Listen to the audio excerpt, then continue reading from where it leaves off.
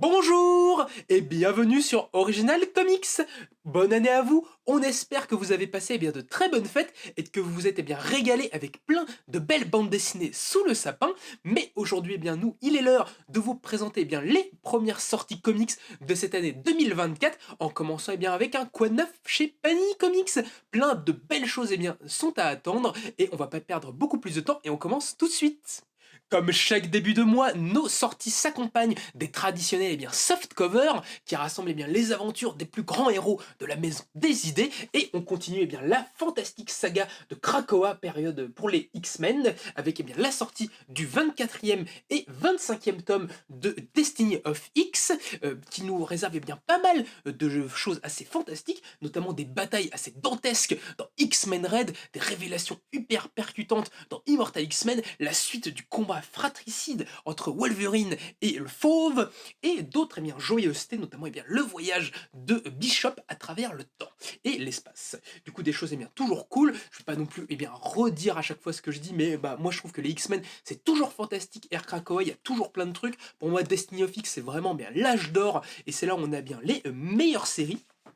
Donc tout ça va commencer à se terminer petit à petit. On voit déjà les grosses conséquences que tout ça amène actuellement aux États-Unis, avec le grand climax qui est en train de débuter. Comme d'habitude, on peut retrouver tout ça avec des éditions collector, ma foi, fort merveilleuses, notamment avec une très belle couverture de Peach Momoko sur une Malicia assez fantastique. Donc du coup, toujours de super trucs à suivre si vous êtes fan des mutants. Mais surtout, ces softcovers de début d'année s'accompagnent d'un renouveau, d'une relance, avec la relance au numéro 1 de Marvel Comics. Marvel Comics, je vous le rappelle, c'est ce softcover qui nous propose plus ou moins de s'intéresser à l'univers de Marvel du côté des Avengers, qui rassemble les séries liées à Spider-Man, Avengers, Iron Man, Thor et un petit peu le reste, si je puis dire. Et donc, pour la nouvelle année, Panini a décidé de relancer au numéro 1 leur magazine, parce que on va avoir la sortie de toute nouvelle série, parce que en plus des histoires qui continuent, comme le run de Gary Dugan sur Iron Man, qui est vraiment particulièrement intéressant, avec un Iron Man qui se retrouve mêlé aux histoires des X-Men, et qui voit sa technologie utilisée contre ses frères et sœurs héros. On suit aussi la suite des aventures de Spider-Man, période Zeb Wells, qui après les événements du tome précédent va voir notre bon Peter Parker être assez déprimé et va devoir se remettre en question pour tenter de redevenir le héros qu'il était à l'origine. Mais ces histoires-là vont venir se compléter avec la nouvelle série Avengers, signée par le fantastique scénariste Jed MacKay, qu'on a retrouvé ces dernières années chez Marvel, notamment sur la série Black Cat ou encore sur la fantastique série Moon Knight, qui prend à bras le corps le destin des Avengers après le run, disons un petit peu en dents de scie, de Jason Aaron, avec une toute nouvelle formation dirigée par Carol Danvers, qui va partir dans un côté très manga un petit peu. On va sentir que Jed MacKay va commencer à construire ses histoires de manière très sur le long terme, en fait, comme il a l'habitude de le faire. Il nous a déjà montré que c'était quelqu'un qui savait bien faire ça, en mettant beaucoup d'action, et surtout en ayant un côté un peu plus découpé en fait dans l'histoire qu'il veut raconter, un peu plus inspiré, comme je vous le dis, des mangas. Donc ça fonctionne vraiment très très bien. Il est accompagné au dessin par le Stormbreaker CF Villa, qui est un auteur justement avec un trait très dynamique et qui fait vraiment hyper bien le job dans ses premiers épisodes d'Avengers. Donc une saga entre guillemets qui commence bien, qui devrait avoir en son centre le personnage de Kang le Conquérant, mais ça je vous laisserai le découvrir, et surtout je laisserai Jed MacKay nous tisser tout ça au fur et à mesure. Le sommaire de ce premier numéro va être complété par la série Old Out Avengers, une mini-série consacrée à l'équipe, dessinée par l'auteur Greg Land, qui va jouer un petit peu avec l'histoire de l'équipe. Du coup, une mini-série un petit peu anecdotique, mais plutôt sympathique à parcourir, avec un Greg Lang pas forcément au moins bon de sa forme, il est plutôt à l'aise, donc écoutez, pourquoi pas. Mais surtout, le sommaire de ce Marvel Comics revisité va se compléter dès le prochain numéro de la nouvelle série consacrée à Thor, la série Immortal Thor, scénarisée par Ale Wing et dessinée par Martin Coccolo, qui prennent le relais après Donny Cates et Nick Lane. dans une série qui va tenter eh bien, de replonger Thor un petit peu dans ses racines, une série qui est pour l'instant eh bien, particulièrement épique et qui montre eh bien, une ambition assez grande de Halloween qui a eh bien, parsemé eh bien, un petit peu sa bibliographie chez Marvel de plein de références à l'histoire de Asgard et à la mythologie nordique. Donc là, on sent eh bien, qu'il va prendre un plaisir assez géant à nous mettre en scène eh bien, Thor de manière un peu plus classique et directe. Donc eh bien, de quoi eh bien se régaler avec eh bien, ce nouveau sommaire de Marvel Comics. Et surtout une bonne manière, eh bien, si vous voulez suivre un petit peu les dernières grosses aventures eh bien, des Avengers et des héros Marvel sans attendre la sortie en album, ça peut être un très bon moyen eh bien, de vous y mettre. Alors comme je vous l'ai dit, il y a des suites eh bien, de séries, mais il y a également le début de pas mal d'autres. Donc ça peut permettre eh bien, de se lancer avec eh bien, des choses assez cool. Donc écoutez, moi je vous le recommande si c'était quelque chose eh bien, qui vous faisait envie ou qui vous titillait. Et sinon, eh bien, on devrait les recevoir eh bien, assez rapidement, normalement en album, parce que depuis quelques temps, Panini Comics a décidé eh bien, d'accélérer un petit peu la cadence, mais en tout cas, bah, plein de bonnes lectures ce mois-ci encore. Partons du coup maintenant eh bien, du côté des sorties en album, avec beaucoup de choses assez extraordinaires, et on commence tout de suite eh bien, avec le crossover Inferno, le cataclysmique dernier acte de Jonathan Hickman sur les mutants, en tout cas pour le moment. Une saga bien assez incroyable qui va venir bien, répondre un petit peu à toutes les questions qu'on se pose depuis House of X et Power of Ten, et venir bien, rechambouler un petit peu bien, tout ce monde assez rangé que l'on croyait être celui de Krakoa. Dans cette histoire en fait de Inferno, nous allons voir le personnage du professeur Xavier et de Magneto être confrontés aux secrets et aux mensonges sur lesquels eh bien, ils ont fondé leur nation, toutes les choses eh bien, qu'ils ont dû faire et toutes les choses auxquelles ils ont dû se résoudre pour faire tenir un petit peu tout ça, et ça va commencer à leur revenir un petit peu dans le coin de la face. Notamment eh bien, du côté du personnage de Mystique, qui s'est vu promettre la résurrection eh bien, de sa tendre, de sa chère femme Destiny, mais qui n'a toujours eh bien, pas été fait, parce que Moira MacTaggart, qui était un petit peu l'épicentre de tout ça, a spécifié que ça ne devrait jamais se faire, et on va voir eh bien, beaucoup des guerres internes dans le conseil eh bien, secret de Krakoa pour tenter de démêler un petit peu tout ça. Mais je ne vais pas forcément vous en dire plus, parce que Inferno c'est une saga à révélation, à twist, qui va vraiment chambouler et remettre en cause tout ce qu'on connaît depuis le début de l'ère de Jonathan Hickman. Donc du coup, je vous laisse le découvrir, mais c'est vraiment assez cool. Il y a tout un côté vraiment dans Inferno, un petit peu à la sixième sens de Shyamalan, où on va voir en fait des révélations, des choses qui vont nous faire donner envie en fait de relire tout le début pour voir si c'était cohérent. Et sachez que ça l'est, que c'est cohérent et que ça marche. Donc c'est vraiment super, c'est un petit peu le chant du cygne de Jonathan Hickman sur les X-Men, lui qui a lancé eh bien, cette grande ère avec la matrice House of X Power of Ten. Après du coup ce Inferno, il va laisser sa place à d'autres scénaristes en fait avec qui il a construit tout ceci et qui vont reprendre le flambeau et continuer l'histoire, notamment Gary Dugan ou encore Kieron Gillen qui vont être vraiment aussi avec Halloween l'épicentre un petit peu de tout ça, dont on vous parle eh bien, déjà depuis pas mal de temps dans les Destiny of X. Et pour eh bien, cette ultime chandicine sur les X-Men, Jonathan Hickman va être assez bien accompagné parce qu'il va être épaulé par trois dessinateurs assez exceptionnels, Valerio Schiti, Stefano Caselli et Hervé Silva, des dessinateurs avec qui il a déjà pu eh bien, travailler, que ce soit sur ses séries Secret Warriors, sur ses Avengers ou bien déjà sur les X-Men, et qui livrent tous eh bien, un travail assez splendide et qui rendent honneur eh bien, au script hyper ambitieux que Hickman eh bien, veut nous proposer. Du coup, avec après Inferno, plus rien ne sera eh bien, jamais pareil. Tout va changer. Ce n'est pas la fin des intrigues de X-Men. Comme je vous dis, ça continue et ça continue eh bien vraiment pour le mieux parce que vraiment, je vous dis, les meilleures séries pour moi sont après Inferno avec des choses vraiment géniales. De toute façon, Hickman, c'est toujours eh bien, un auteur qui met en place, qui pose ses pions, et une fois eh bien, qu'il commence à les faire tomber, ça devient extraordinaire. On est vraiment régalé par tout ça, et on est régalé d'avoir été, eh bien, disons, à l'écoute et d'avoir été fidèle aux intrigues eh bien, qu'il nous racontait. Donc voilà, je vous en dis pas plus, Inferno c'est mortel, n'hésitez bien à continuer eh bien, à vous dans cette saga X-Men. Si vous n'avez lu que House of X Power of Ten,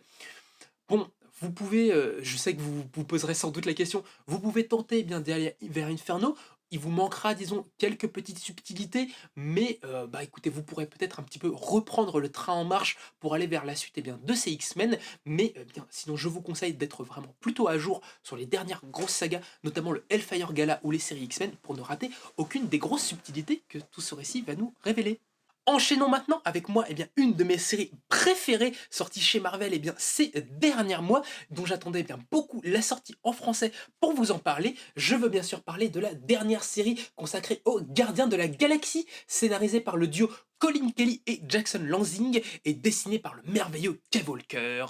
Des Gardiens de la Galaxie qu'on retrouve après une pause de pratiquement 2 ans. Ces derniers ne nous avaient pas montré le bout de leur nez depuis ce temps-là, depuis la dernière saga de Halloween, qui avait vu les gardiens devenir des sortes de protecteurs ultimes de l'univers, une sorte de congrégation qui agglomère en son sein tous les personnages un petit peu cosmiques de Marvel, au-delà de notre groupe un petit peu principal, qui avait dû combattre le terrible Dormammu, qui s'était matérialisé dans notre plan d'existence au travers de la planète vivant Ego,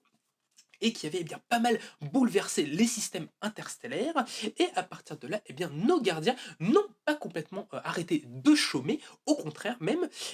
mais ils ont vécu une véritable tragédie. Ils ont vécu une tragédie parce qu'ils ont perdu Groot. Effectivement, Groot est devenu une sorte de créature complètement démoniaque qui sillonne l'espace pour exterminer toute forme de vie. Il s'est complètement démultiplié et vogue dans l'espace telle une immense créature qui va, je vous dis, s'écraser un petit peu partout sur toutes les planètes possibles et imaginables pour y exterminer toute forme de vie. Et nos gardiens sont complètement bouleversés, détruits par ce revirement de leur ami, par la tragédie qui l'a vu naître, tragédie dont on ne connaît pas les tenants et les aboutissants au début de la série et qui deviendra un grand mystère pour voir un petit peu ce qui s'est passé. Nos gardiens donc, sont particulièrement mélancoliques et comment dire, et désarçonnés, mais vont décider de prendre leurs responsabilités et de sillonner l'univers pour arrêter Groot et tenter de sauver toutes les formes de vie possibles et imaginables. On embarque donc dans un véritable western cosmique où nos gardiens particulièrement désabusés vont devoir faire face à leurs peurs les plus sombres, à la désunion un petit peu de leur équipe, mais vont devoir notamment montrer un petit peu des choses plus noires de leur être pour tenter d'arrêter leur ami qui a complètement perdu les pédales. Une série, je vous dis, que moi j'aime vraiment beaucoup parce que déjà l'équipe des Gardiens de la Galaxie, c'est une équipe qui est très chère à mon cœur et j'étais très triste de voir la série de Halloween se terminer, mais je trouve que le duo Jackson Lanzing et Colin Kelly, pour moi, les véritables futurs Golden Boy de Marvel, qui nous signent déjà la magnifique série consacrée à Captain America, à Steve Rogers, Sentinel of Liberty, et qui est vraiment mortel, qui avait également signé une réinvention de Kang, une espèce d'origin story de Kang pour Marvel. Et dans ce Gardien de la Galaxie, en fait, ils ont décidé de reprendre un petit peu certaines choses que Halloween avait déjà mis en place, en fait, de créer une sorte de véritable space opéra avec les gardiens, en insistant beaucoup, en fait, sur les planètes, sur le contexte, en fait, spatial dans lequel vont évoluer nos personnages, en mettant vraiment l'accent presque à un côté très matérialiste, en fait, avec différentes factions et avec des gardiens vraiment très terre-à-terre, quelque part, qui sont vraiment embarqués dans un western cosmique, quoi, comme je vous dis, qui est vraiment, vraiment très chouette, avec des gardiens aussi qui vont être plus ou moins forcés de faire des choix assez cornéliens, qui vont voir être pragmatiques, et je vous dis montrer parfois ne pas forcément être des héros, en tout cas tels qu'on les entend, et justement de tenter un petit peu de ramener ou pas leur ami dans le droit chemin, si il est encore possible de le faire. Donc je vous dis une saga vraiment hyper intéressante, je vous dis assez ambitieuse, alors qui se terminera disons assez vite, parce que on devrait avoir cette saga complète en 2 volumes, chose qui était prévue à l'origine par les 2 auteurs. Mais je vous dis, c'est vraiment assez cool. Et ce côté vraiment presque matérialiste, très space opéra en fait de la série est vraiment rendu de très très belle manière par le dessinateur Kev Walker, un habitué de Marvel qui a dessiné presque un petit peu tout quelque part, qui est un auteur à la base anglais qui a fait ses classes chez 2000 AD et qui avait déjà tâté du cosmique en réalisant la série Nova de Dan Abnett et Andy Lanning durant le grand crossover Annihilation qui avait lancé toute cette nouvelle vague de cosmique à la Marvel. Donc je vous dis, c'est vraiment très très cool, l'ambiance western est vraiment très bien représentée, on sent vraiment que nos personnages sont des contrebandiers un petit peu de l'espace, des héros qui tentent un peu de faire et de dealer avec ce qu'ils peuvent, qui sauvent les gens sur leur chemin, mais qui sont obligés de faire des choix assez durs, qui vont les marquer, on le pense pour très très longtemps. et avec un aspect assez dantesque et très ambitieux, très spatial quoi, qui a pour volonté de rendre cohérent un petit peu eh bien tout l'univers cosmique de Marvel. Donc je ne vais pas vous en révéler eh bien beaucoup plus, mais je vous dis bah sachez que c'est vraiment super cool, que c'est une très bonne série, que si eh bien vous vous êtes éclaté avec le film eh bien de James Gunn sorti eh bien l'année dernière, Les Gardiens de la Galaxie volume 3, on retrouve eh bien le même amour pour ces personnages, on retrouve la même un petit peu, enfin en tout cas le dynamique d'équipe, de famille un petit peu dysfonctionnelle, mais qui sont tous eh bien terriblement attachés les uns aux autres et qui rend cette série bien particulièrement chouette et attachante, avec des nouvelles directions, des nouveaux pouvoirs un petit peu pour certains des personnages qui sont assez intéressantes et qui sont vraiment cool. Donc je vous dis, moi j'adore ces Gardiens de la Galaxie, et vraiment bah, allez y jeter un petit coup d'œil si vous n'êtes que, ne serait-ce que fan un petit peu de loin des personnages, parce que je pense que vous ne pouvez être eh bien, que ravi par la direction qui a été prise. Continuons dans les sorties récentes de la maison des idées avec la sortie eh bien, du troisième et dernier volume de Daredevil, période Chip Zdarsky et Marco Checchetto, le troisième et dernier volume de cette seconde saison qui met un terme et un point final à cette grande saga sur le diable de Hell's Kitchen signée par Chip Zdarsky. Une saga assez dantesque et gargantuesque qui aura ravi eh bien, bon nombre eh bien, de lecteurs et fans du personnage, avec une approche un petit peu best-of qui a repris eh bien, plein d'idées déjà essaimées eh bien, au fur et à mesure de l'histoire du personnage, mais magnifiées et réinterprétées sous l'angle eh bien, de Chip Zdarsky, un auteur eh bien, ma foi fort talentueux et attachant. Du coup, un tome eh bien, qui va montrer eh bien, la confrontation eh bien, finale de Daredevil, tout son arc est bien, très important autour eh bien, de la main, sa relation est bien, très complexe avec Elektra qui touche eh bien, à sa fin. Beaucoup de choses, un tome assez dense avec des moments vraiment très épiques qui resteront, je pense, en mémoire de certains et certaines eh bien, pour quelques temps, mais dont je ne vais pas eh bien, vous révéler beaucoup plus parce que, bah, comme je vous dis, bah, c'est une fin. Donc, eh bien, ça ne se divulgage pas. Mais voilà, Chip Zdarsky, il aura fait vraiment un super boulot du début à la fin, eh bien, sur le personnage. On sent qu'il avait les idées vraiment très très claires sur ce qu'il avait envie de faire. Et si vous ne vous y êtes pas toujours attaqué, ce run-là, en fait, ressortira bah, dès la fin du mois, ou en tout cas début du mois de février. Je vous avoue que j'ai un petit doute, en version eh bien, Deluxe, qui recompilera eh bien, dans l'ordre chronologique toute l'histoire eh bien, du personnage sous la plume eh bien, de ces deux auteurs absolument magnifiques qui regroupera à la fois la première saison de la série, le crossover Devil Swain et bien ces trois derniers tomes qui signent un petit peu cette dernière saison, un petit peu plus bien, sous le signe bien, de la bastonnade et des ninjas. Donc eh bien, je vous dis, je vous en dis pas plus, mais en tout cas, ce troisième tome est sorti, c'est vraiment mortel. Marco Checchetto est vraiment à son prime, comme disent les jeunes, et je pense eh bien, que ça saura bien pas mal vous marquer. Mais continuons dans les aventures eh bien, de l'homme sans peur, avec une sortie eh bien, assez événementielle qui revient sur eh bien, les classiques du personnage, avec la sortie en grand format de Daredevil Echo, Quête de Vision par David Mack. Une série, du coup, un one-shot qui va s'intéresser eh bien, aux origines du personnage de Echo. Ce personnage est bien créé par David Mack et Joey Quesada au début des années 2000 dans leur réinvention de Daredevil. Un personnage eh bien, dans l'actualité qui va voir eh bien, en ce début d'année une série lui être consacrée sur Disney+, qu'on avait déjà pu voir eh bien, au cinéma dans la série Hawkeye et qui était né, eh bien, comme je vous l'ai dit, pendant le Marvel Knight, et qui est un personnage, en fait, une assassin d'origine Cheyenne, d'origine amérindienne, qui a été eh bien, recueilli dans sa jeunesse par le Caïd, qui a décidé en fait d'en faire une assassin et qui va l'envoyer eh bien tuer Daredevil. Cependant, durant eh bien, sa quête, le personnage de Maya Lopez, du coup de Echo, va tomber amoureuse de Daredevil, en tout cas de Matt Murdock, sans savoir qu'il est Daredevil, et au fur et à mesure eh bien, de ses aventures, va découvrir que le caïd du crime est en réalité eh bien, à l'origine de la mort de son père, ce qui va complètement eh bien, bouleverser son monde, qui va aussi eh bien, complètement la désarçonner quand elle va découvrir que Matt Murdock et Daredevil ne font qu'un. Et le personnage eh bien, va être pas mal bouleversé et rentrer dans une véritable quête introspective qui va l'obliger eh bien, à revenir eh bien, sur son passé, sur ses origines et à faire un petit peu le bilan de qui elle veut devenir. Et c'est cette véritable introspection que David Mack, du coup créateur du personnage, va mettre en scène dans ce quête de vision qui est bah, vraiment exceptionnel et une véritable plongée et dans la psyché du personnage, un personnage assez particulier parce que elle est muette de naissance. Du coup c'est un personnage eh bien, qui ne communique qui communique différemment des personnages et qui, du coup, nous présente véritablement sa vision du monde dans ce volume-là avec le trait eh bien très particulier et l'approche très particulière de David Mack. David Mack, si vous le connaissez pas, c'est un auteur eh bien, qui a fait pas mal de choses dans le monde des comics, qui était surtout connu en fait au début des années 2000 pour avoir réalisé une série en fait qu'il écrivait et dessinait qui s'appelait Kabuki, une série justement un petit peu d'assassins très expérimentale qui partait vraiment sur de l'art contemporain, sur du pop art et sur des dessins assez psychédéliques qui sont pas sans évoquer par exemple le travail d'un Bill Sienkiewicz dans le comic books et qui est aussi un scénariste de grand talent, qui avait du coup créé, qui avait co-créé ce personnage avec Joey Quesada au début des années 2000, et qui avec ce quête de vision va vraiment tenter de mettre en fait en avant toute la puissance de son art pour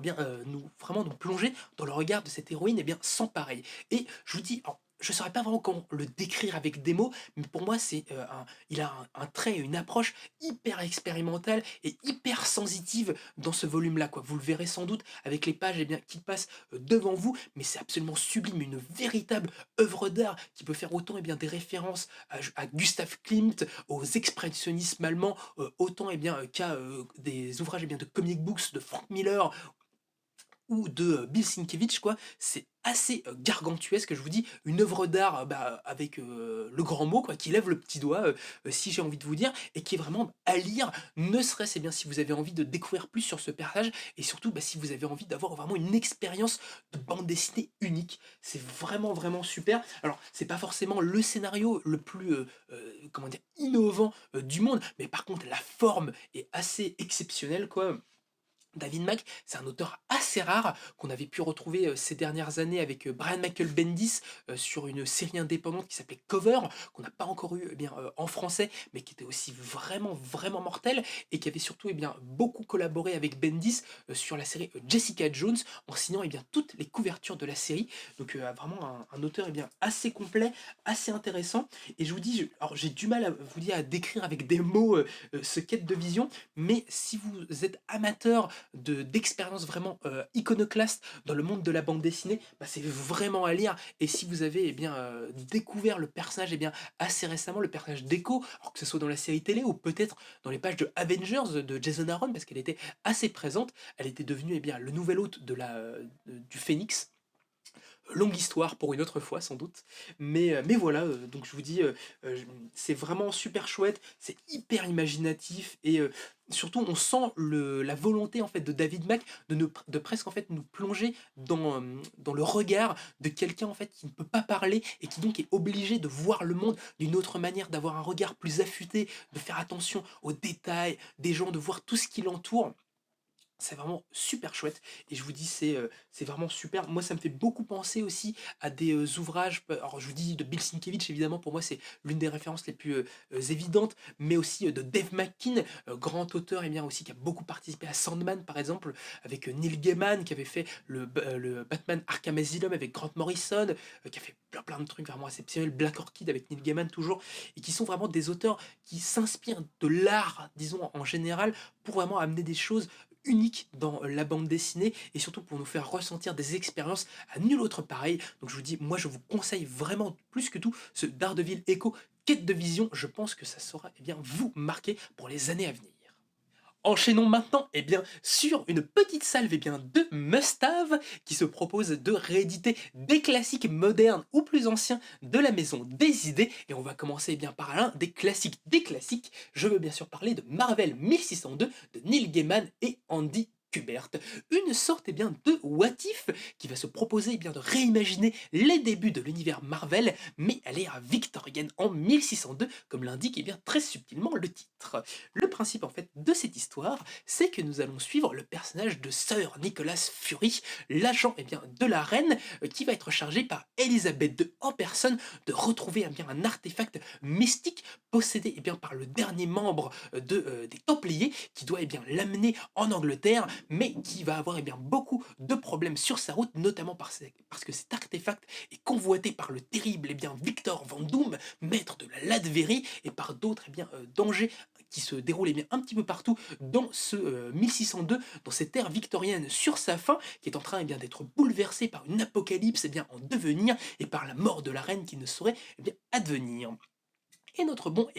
Nicolas Fury va réunir tout un parterre de personnages pour l'aider, un jeune Peter Parker qui est bien son palefrenier, un Daredevil qui va être bien chargé d'aller récupérer cet artefact, et bien d'autres joyeusetés qui vont mettre en scène un petit peu tous les personnages de l'univers de la maison des idées, en tout cas les premiers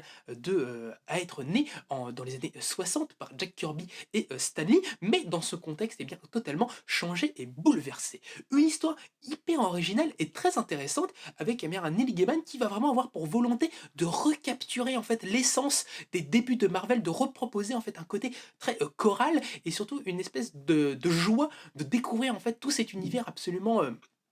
caché, et qui nous était à la base inconnu, mais qu'on découvre au fur et à mesure de la lecture, et au fur et à mesure qu'on découvre les différents héros. C'est vraiment cette texture un petit peu, disons, de l'émerveillement des années 60 que Neil Gaiman va aller chercher dans ce 1602, et qui va écrire de manière très érudite, comme à son habitude, en allant chercher des références à la fois historiques, de cette ère assez trouble et assez intéressante, mais également avec des allusions très précises aux comics, et tout ça raconté avec beaucoup de passion et beaucoup d'intelligence. Ce volume-là de Marvel 1602, il est né au début des années 2000, au moment où l'éditeur et auteur Joey Quesada devient le rédacteur en chef de Marvel. Et une fois qu'il est rédacteur en chef, il va décider un petit peu d'amener des gros noms, de faire des gros coups, en amenant des auteurs très imposants, et des auteurs très, disons, en vue chez la Maison des Idées, pour écrire des histoires. Et il va notamment aller chercher Neil Gaiman, qui était surtout beaucoup plus connu dans le monde des comics pour son travail chez DC Comics sur le chef-d'œuvre Sandman, mais qui s'était depuis quelques années beaucoup plus réorienté vers la littérature. Et Joey Quesada va aller un petit peu le séduire, et Neil Gaiman va avoir cette idée un petit peu de 1602 à la suite des événements tragiques du 11 septembre, en choisissant justement de revenir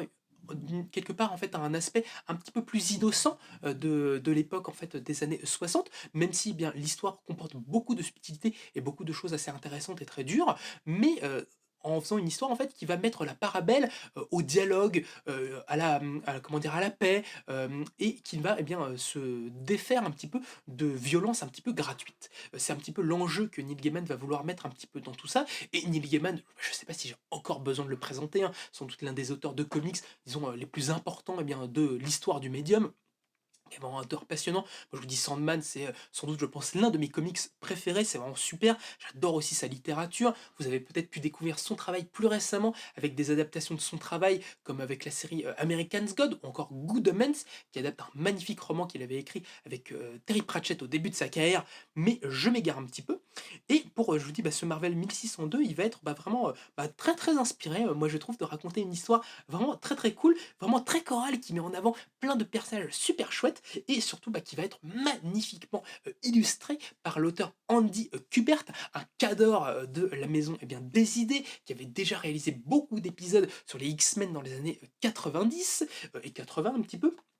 Un auteur un petit peu maison, qui avait déjà signé au début des années 2000 la cultissime saga Wolverine Origins, pour lequel il va décider de reprendre un petit peu le style. Comme vous pouvez le voir peut-être avec les images qui défilent depuis quelques temps, Marvel 1602 a un graphisme assez étonnant, avec des couleurs qui sont directement mises sur les crayonnés de Andy Kubert. C'est un ouvrage qui n'est pas ancré, pour essayer de retrouver justement un aspect un petit peu ancien, presque un peu parchemin, vraiment hyper intéressant. Les couleurs, justement, toujours qui vont vers un petit peu l'orangé, le ocre, sont réalisées par le français Richard Izanov, qui est bien le coloriste attitré de Joey Quesada, et qui avait déjà signé une prestation assez remarquable sur Wolverine Origin, et qui réutilise du coup ce côté un petit peu ancien pour magnifier l'ambiance de Marvel 1602. et ça fonctionnait bien vraiment du feu de Dieu. Donc je vous dis vraiment une histoire hyper intéressante, vraiment super chouette, et sans doute le meilleur travail que Neil Gaiman ait pu signer, bien pour Marvel, et qui est vraiment assez étonnant et que je vous enjoins à découvrir. Moi je vous avoue que avant cette semaine, je n'avais jamais lu Marvel 1602 alors que je suis hyper fan du travail de Neil Gaiman. Donc bien, c'était l'occasion, donc vraiment je vous dis ouais, moi j'ai plutôt vraiment adoré, alors je ne mettrai évidemment pas ça au niveau de certains de ses chefs-d'œuvre, qu'il a pu réaliser, précédemment, mais franchement c'est super cool, et quand on lit en fait, un petit peu ses interviews, les notes en fait qu'il a mis dans cette édition de Marvel 1602, je trouve que vraiment l'idée en fait de recapturer l'émerveillement de la découverte des comics Marvel est vraiment présente, et il a vraiment réussi à le refaire quoi. On s'amuse en fait au fur et à mesure du récit à essayer de reconnaître les personnages, de voir les variations qu'il a pu réaliser, de dire ah oui, lui c'est machin, ah c'est ça, ah il a choisi de faire de Magneto tel personnage, etc. etc. Donc je vous dis, je vais pas vous révéler évidemment ces trucs là parce que pour moi ça fait partie du plaisir de l'histoire, mais c'est vraiment top. Le personnage de Nicolas Fury est trop bien, hyper charismatique, vraiment super cool. Son Matt Murdock Daredevil est hyper surprenant et vraiment cool. Enfin, il y a plein de choses vraiment super chouettes. Son Captain America aussi est vraiment assez malin. Donc voilà, je vous dis, je ne vous en dis pas plus sur ce Marvel 1602, mais franchement,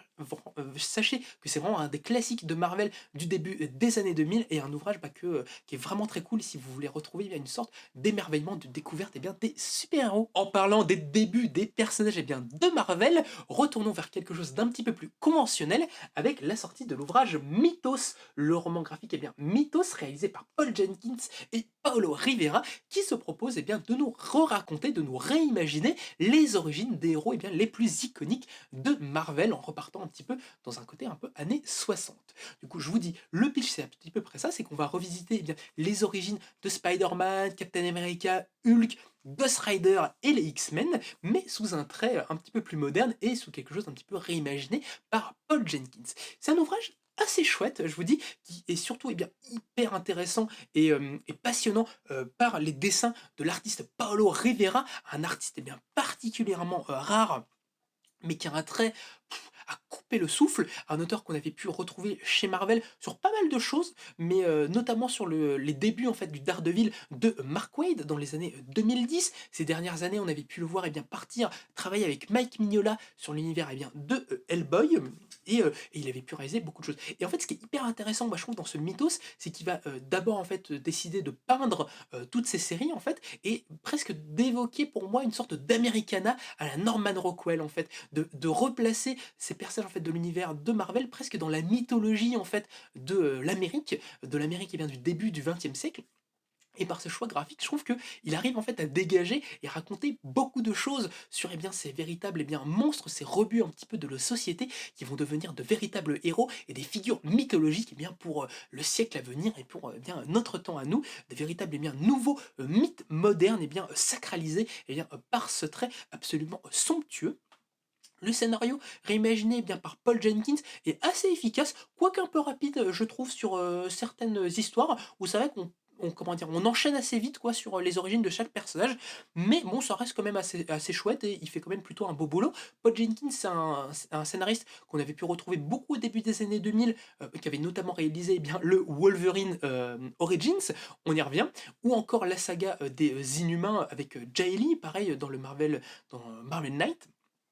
Donc voilà, un ouvrage vraiment, du coup, mythos assez intéressant, assez cool, qui pour moi vaut surtout pour les dessins de Paolo Rivera, qui n'est pas transcendantal, hein, c'est des histoires que vous connaissez sans doute, je pense, pour la plupart, mais qui peuvent vous permettre, si vous n'avez jamais trop lu d'univers de Marvel, de peut-être vous y mettre un petit peu, ou en tout cas de refaire un petit peu une sorte de nouveau départ sur cet univers. Et sinon, si vous vouliez vraiment vous prendre un trip graphique dans la gueule, ça vaut vraiment le coup. Et sinon, bon, je ne vous le conseillerais pas forcément non plus hyper chaudement, parce que bon, ça reste assez léger quand même niveau scénario, mais je vous dis, la partie graphique en elle-même est assez fascinante et assez époustouflante.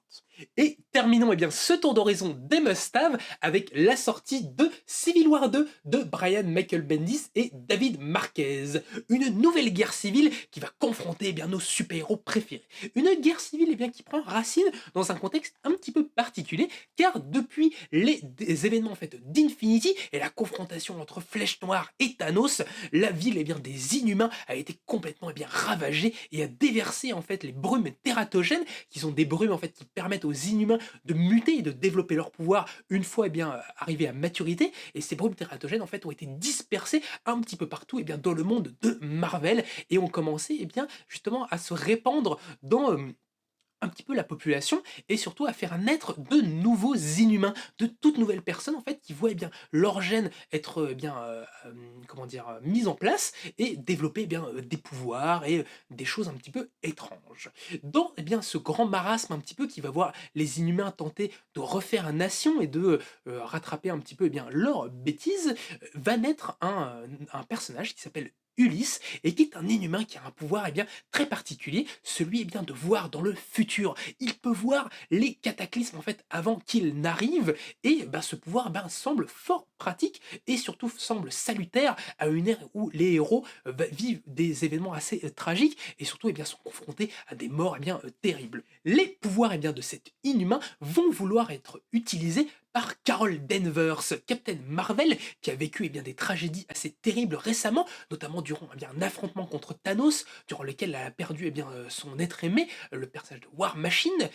qui en tout cas qui a été largement blessé, et qui voit dans le pouvoir de ce Ulysse un moyen justement d'empêcher les tragédies futures. Cependant, en faisant cela, Carol va, disons, vendre un petit peu une partie de son âme et va vouloir arrêter les crimes et les horreurs en fait avant qu'elles n'arrivent, mais justement sur des personnes qui n'ont rien commis encore et qui vont mettre en fait pas mal le personnage en difficulté face à un Iron Man, un Tony Stark, qui lui justement refuse d'utiliser ce pouvoir, veut laisser sa chance à chacun, et surtout c'est en tant que personne qui a parfois fait des mauvais choix, qui a parfois été quelque part le méchant de l'histoire, c'est que la rédemption est quelque chose d'important et qu'il faut pouvoir laisser tout à chacun la possibilité de changer et ne pas être destiné à et comment dire réduit à une seule action, une seule chose qu'on pourrait faire, surtout dans le cadre des pouvoirs de s'utiliser de quelque chose qui n'a pas été fait. Pour cette deuxième guerre civile, Brian Michael Bendis vient lorgner du côté de la science-fiction prospective et surtout de Philip Dick avec le Minority Report, en prenant une base un petit peu semblable qui va servir à mettre un petit peu tous les héros un peu dans la panade et surtout les confronter à des soucis philosophiques et intimes, justement vers qui se lier et surtout quoi faire au mieux pour le meilleur bien des gens, un petit peu à la manière du premier Civil War qui posait la question des libertés publiques. Du coup, je trouve que Brian Michael Bendis s'en sort vraiment plutôt bien dans le développement de ces histoires-là, c'est plutôt intéressant et les personnages vraiment sont assez chouettes. Je trouve que la manière dont il a de découper en fait les deux camps, avec beaucoup de personnages justement en rédemption qui vont se ranger du côté de Tony Stark et des personnages disons un peu plus blanche colombe qui vont du coup qui n'ont pas forcément eu de côté plus noir, vont se ranger vers une Carol Danvers et cet affrontement un petit peu idéologique, moi je trouve marche plutôt bien. Il est magnifiquement mis en scène par le dessinateur David Marquez, un des compagnons de route de Bendis, avec qui il a réalisé beaucoup de choses chez Marvel, notamment sur Iron Man et sur Miles Morales, surtout sur les X-Men. Et du coup, on sent qu'ils se connaissent vraiment très très bien et que David Marquez arrive à signer des pages assez dantesques dans cet événement, qui est pas très aimé par le lectorat Marvel, mais moi je vous avoue que même si effectivement c'est pas aussi réussi, c'est pas aussi impactant, marquant que la première Civil War de Mark Millar et Steve McNiven, moi je trouve qu'on la condamne un petit peu trop et qu'elle a vraiment des belles choses à nous proposer. Notamment à l'époque, les tie-in étaient, je trouve, plutôt cool, et l'événement vraiment se tient plutôt bien. Donc je vous dis, ça reste entre guillemets assez léger, mais c'est un événement blockbuster qui pour moi remplit complètement son job et surtout un événement à redécouvrir parce qu'il cache beaucoup plus de subtilité, je trouve, que ce qu'on a voulu en dire à une époque, ou en tout cas ce quoi on l'a résumé. Donc pour moi, vraiment, il faut laisser une deuxième chance à Civil War 2. Comme je vous dis, c'est pas un chef-d'œuvre, absolument pas, mais par contre, c'est une bonne histoire qui mérite vraiment qu'on lui laisse un petit peu toute son attention. Donc voilà, moi je vous encourage quand même, si l'intrigue vous intéresse, si vous êtes fan du dessin de David Marquez, à vraiment tester Civil War 2. Je vous dis pas en vous attendant à quelque chose d'exceptionnel, mais vraiment à lui donner sa chance parce que même si à l'époque c'était un récit qui avait été fait pour surfer sur le cinéma et sur la sortie, disons, conjointe du film Civil War, moi je trouve que Bendis, il se débrouille vraiment plutôt pas trop mal, que c'est vraiment pas le pire event qu'il ait écrit chez Marvel et que c'est vraiment assez cool. J'en profite de vous pour vous glisser que si vous êtes fan un petit peu de ce genre de thématique et si vous êtes fan de Minority Report, que ce soit le livre de Philippe K. Dick ou le film de Steven Spielberg, que le vidéaste Victor Norek, le cinématographeur, a signé en fin d'année dernière une magnifique analyse du film de Spielberg qui est vraiment mortelle et passionnante, qui revêt plein de couches assez importantes. Je me permets de vous le souligner parce qu'on a eu Victor en dédicace pour la sortie de son livre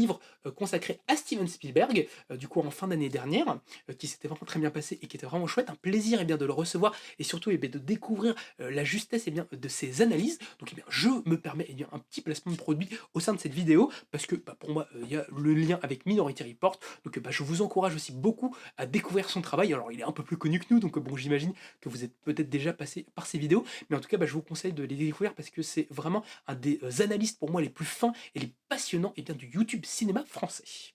Et enfin, on termine cette vidéo avec une véritable pépite, un gros morceau sorti tout droit des années 90. Je veux bien sûr parler du premier omnibus de X Factor par Peter David.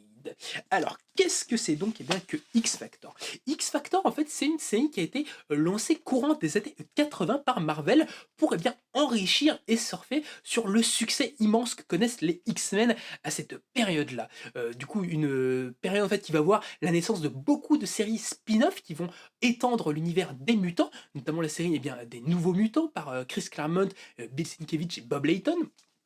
Ça c'est Bob Layton, je sais plus, j'ai un petit trou. Et surtout aussi qui va s'enrichir d'une nouvelle série du coup, Factor X, X Factor, qui va être en fait un peu particulière car elle va regrouper les X-Men d'origine. Parce que vous le savez, en fait il y a eu une première mouture des X-Men dans les années 60 par Jack Kirby et Stan Lee, qui à l'époque n'a pas trop pris, en fait c'était pas forcément un gros succès, mais qui plus tard en fait va être relancé au début des années 70 par Len Wayne et Chris Claremont avec une toute nouvelle formation et une nouvelle équipe avec Wolverine, Colossus, Tornade, Diablo, etc. etc.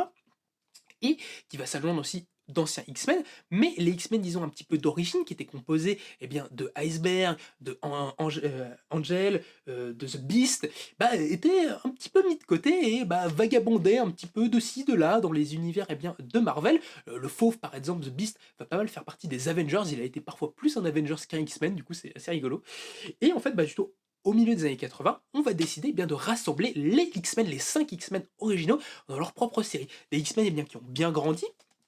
et qui vont, disons, devenir des espèces d'agents du gouvernement qui vont tenter de redorer un petit peu le blason des mutants vis-à-vis de la population un petit peu globale des États-Unis.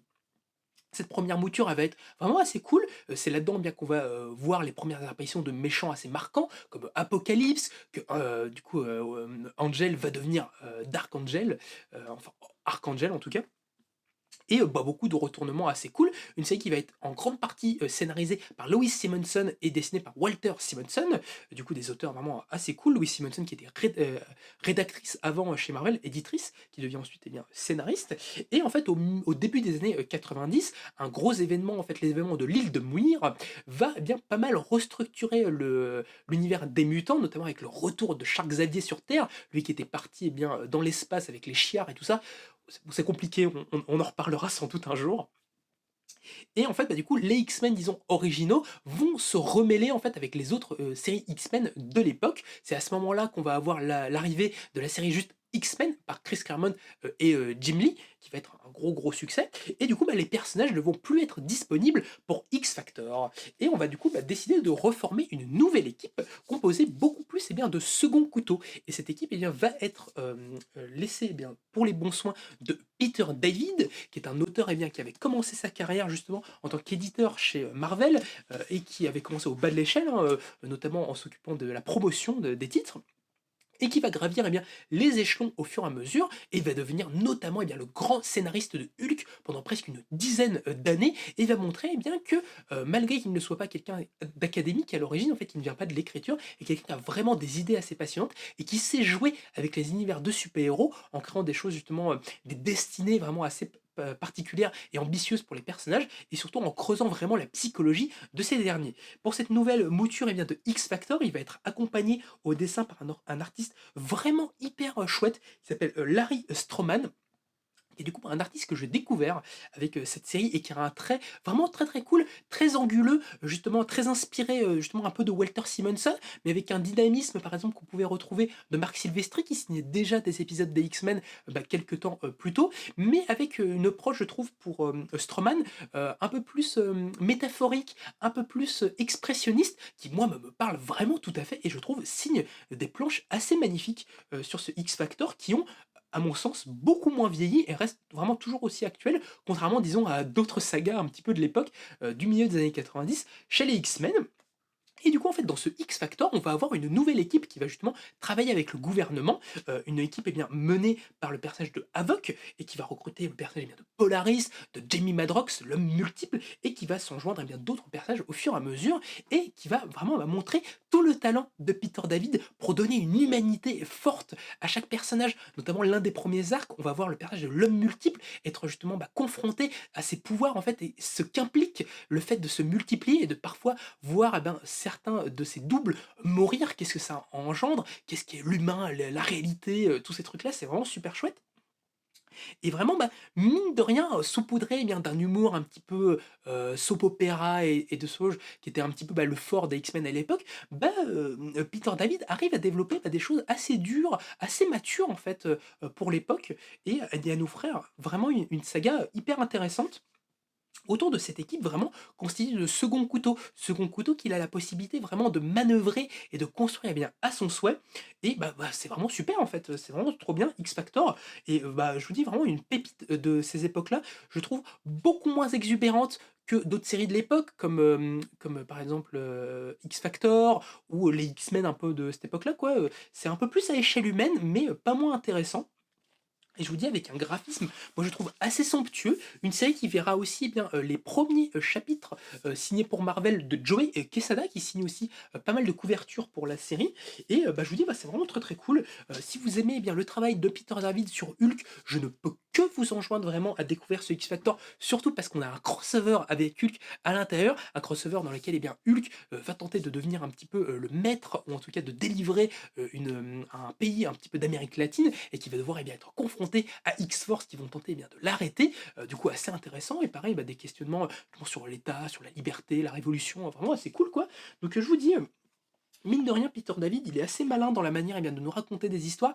assez engagées pour la plupart, comme souvent pour les X-Men, qui font écho à pas mal d'actualités géopolitiques de l'époque. Donc je vous dis, vraiment une série qui regorge de véritables trésors et de véritables pépites, donc je ne vais pas forcément plus discourir dessus, mais X-Factor, c'est vraiment mortel. Moi j'avoue que pareil, à la manière de 1602, c'était aussi une série que je n'avais jamais lue avant cette semaine, mais qui a été un véritable coup de cœur un peu surprise pour moi.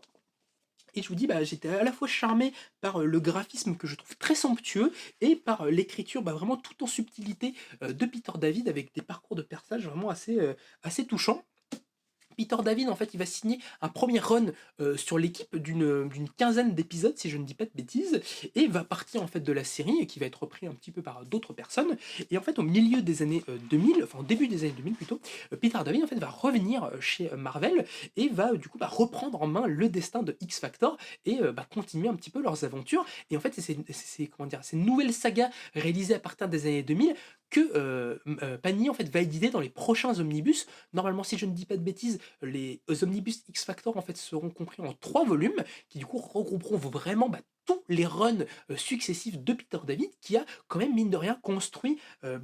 cette équipe et ces personnages sur presque une vingtaine d'années. Donc c'est assez, merveilleux et c'est surtout, bah, on sent, un auteur hyper impliqué en fait dans ses personnages, un artisan vraiment à l'ancienne. Peter David, je vous le rappelle aussi, c'est celui qui avait, créé, le personnage de Miguel O'Hara avec, dans Spider-Man 2099, qui chez DC Comics aussi créera la série Young Justice. Donc, vraiment un auteur un peu touche à tout qui peut à la fois aller vers des choses très graves, plus légères, plus adolescentes et qui a vraiment une plume, ouais, vraiment assez large quoi, donc vraiment très cool et donc vraiment, je vous enjoins à découvrir, son travail et surtout, bah, aussi à donner, de la force et bien, à l'auteur parce que, bah, depuis quelques, mois, Peter David est, dans un état assez, grave. Disons il a un petit peu des soucis de santé à répétition donc je sais que je vais essayer de la mettre dans le descriptif de la vidéo, mais il y a des cagnottes, qui ont été, lancées eh bien pour, l'aider et l'aider à payer, ses soins parce que vous savez qu'aux États-Unis, bah, c'est pas évident. Mais voilà, mais en tout cas, bah, si vous n'avez pas forcément la possibilité, n'hésitez pas, eh bien, sur vos réseaux sociaux préférés, vraiment à lui envoyer de l'amour et à montrer, eh bien, à cet auteur assez magistral à quel point il a su, eh bien, nous mettre des étoiles dans les yeux sur des dizaines et des dizaines, eh bien, d'années. Donc je vous dis, X Factor, bah, je vous le recommande vraiment plus que tout. Vraiment un morceau assez méconnu, en tout cas du grand public, des X-Men, parce que bah, ça reste quand même une série hyper culte quand vous êtes fan eh bien, des mutants. Mais vraiment, bah, laissez-vous tenter, parce que ça n'a pas autant vieilli que d'autres histoires eh bien, de l'époque, en tout cas à mon humble avis, et ça regorge de beaucoup de beaux trésors. Et bien voilà, merci à vous eh bien, de nous avoir écoutés. On espère eh bien, que vous aurez découvert eh bien, plein de trucs super cool dans cette vidéo, plein de récits eh bien, que vous avez envie maintenant eh bien, de dévorer. En tout cas, bah, moi je l'espère et comme vous l'avez compris, bah, moi j'ai vraiment été assez happé par les sorties eh bien, de cette semaine. N'hésitez pas eh bien, à aller les retrouver dans le descriptif de la vidéo si elles vous intéressent ou eh bien, en nous rendant visite au 49 rue Lessépène. On parlera eh bien, avec grand plaisir eh bien, de tout ça avec vous en échangeant eh bien, des heures et des heures sur l'histoire de Marvel et de la Maison des Idées. En tout cas, moi je vous enjoins, si vous ne voulez rater eh bien, aucune de nos prochaines productions, à vous abonner à notre chaîne et à nous laisser eh bien, des petits commentaires pour nous dire eh bien, vous quelles sont les histoires eh bien, qui vous ont le plus interpellé cette semaine, si vous en avez déjà peut-être lu certaines, s'il y a des choses eh bien, que vous attendez eh bien, avec impatience dans l'année, peut-être nous raconter eh bien, les cadeaux que vous avez eus cette fin d'année. Moi ça m'intéresse de voir un peu avec quoi eh bien, vous vous êtes régalé eh bien, pendant ces fêtes. En tout cas, je vous dis, bah, n'hésitez pas, moi ça sera avec grand plaisir que j'échangerai avec vous eh bien, dans les commentaires. Et en attendant, eh bien, je vous remercie de m'avoir écouté et je vous dis à très vite.